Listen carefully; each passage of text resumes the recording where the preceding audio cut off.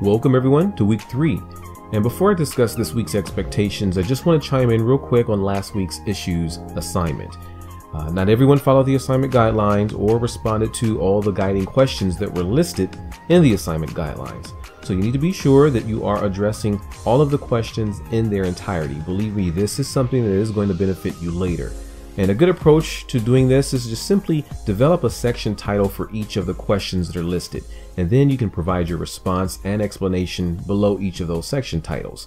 This not only helps you comply with APA formatting expectations, it also ensures that you are responding thoroughly to the entire assignment. It also helps you focus on each one of those sections or each question that's presented, and it helps you organize your paper in a logical way. So just a reminder, feedback can't be provided in the discussion forums, but if you're not receiving full credit for the forum assignments, it could be an error. It could be that you've missed something in your response. It could be that your response is extremely general or vague. Regardless, if you're not sure why you received a certain point value, just shoot me a message and I'll double check and I'll let you know. Now, on to the issue of merit pay. I did enjoy reading your reflections and the discussions on merit pay. And one of the questions that came up is, how does this relate to assessment? Well, there's a lot of points on both sides of the debate, whether you're in support of merit pay or completely against it. In theory, merit pay is actually a good idea.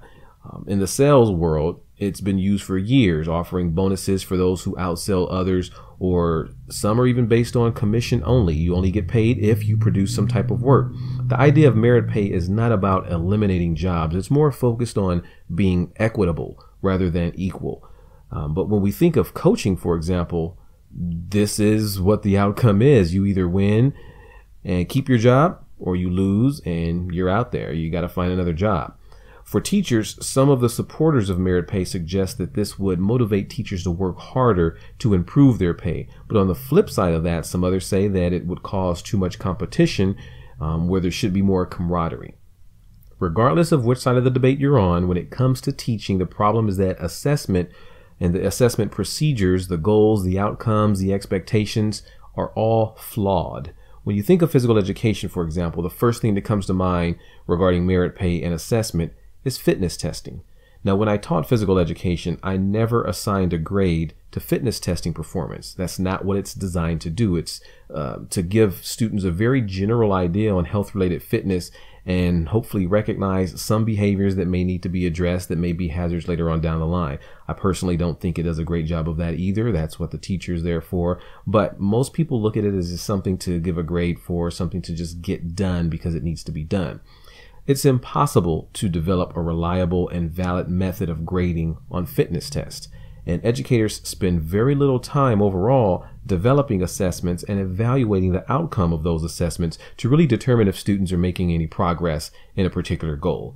Going back a little bit further, educators tend to develop assessments with the letter grade goal in mind, rather than considering what the student is going to learn, how they can demonstrate what they've learned, how do they apply what they've learned in a realistic setting, and understand how they can take what they've learned in the classroom and utilize that outside of the classroom when they're long gone.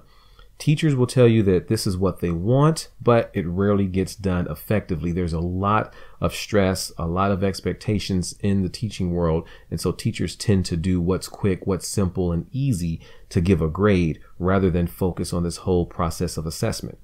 Now, with merit pay, valid and reliable assessment outcomes are required. You can't have it based on anything else. But this means that a complete overhaul of how we approach the development, the implementation, and the evaluation of assessments needs to be done.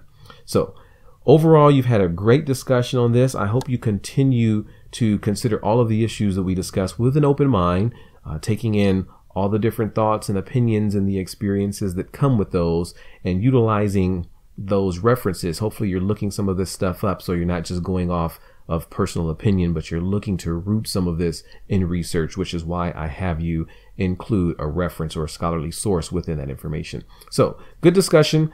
There still continues to be a debate on merit pay as to whether or not it's something that can be effectively done, but meaningful assessments are definitely attached to the purpose of merit pay and having it be something successful.